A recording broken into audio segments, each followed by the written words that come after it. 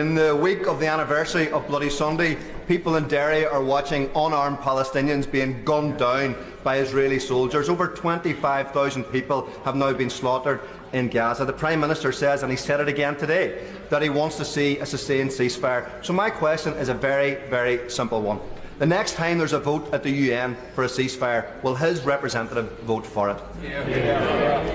Well, Mr. Speaker, of course we'll engage with all UN resolutions on their merits, and I've been clear no one wants to see this conflict go on for a moment longer than is necessary.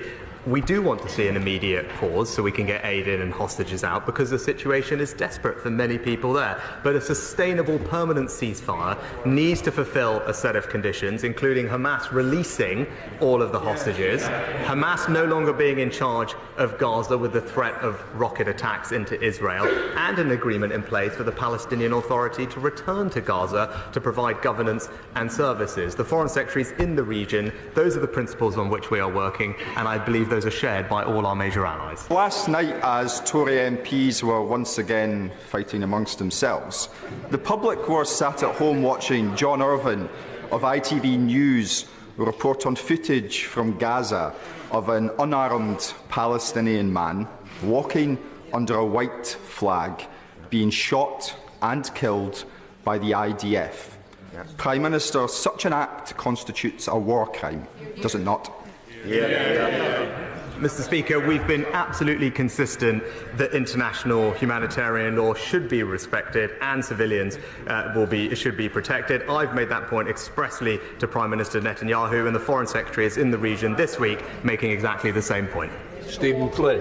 Mr. Speaker, I don't think it's unreasonable to expect the Prime Minister of the United Kingdom to rise to that dispatch box and tell the people of these Isles and elsewhere that shooting an unarmed man walking under a white flag is a war crime. Now, in recent weeks, this House has acted with urgency and intent following an ITV drama. The question is, will this House now show the same urgency and intent following this ITV news report? And finally, back a ceasefire in Gaza? Mr. Speaker, no one wants to see this conflict go on for a moment longer than necessary, and we do want to see an immediate and sustained humanitarian pause to get more aid in and, crucially, the hostages out, helping create the conditions for a sustainable ceasefire. I set out the conditions for that earlier in the House. The Foreign Secretary is in the region today, and will continue to press all our allies and partners to make sure that we can bring about that outcome. Recently released documents reveal that the Foreign Office had serious concerns about Israel's compliance with international humanitarian law and its ongoing assault on Gaza.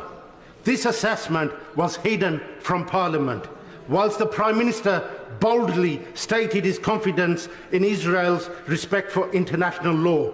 Since then, the scale of Israel's war crimes in Gaza have been revealed to the world thanks to South Africa's case to the ICJ. Therefore, is it now not the time for the Prime Minister to admit that he has the blood of thousands of innocent people on his hands, and for him to commit to demanding an immediate ceasefire and an ending of UK's arms trade with Israel? Mr. Speaker, that's the face of the changed Labour Party.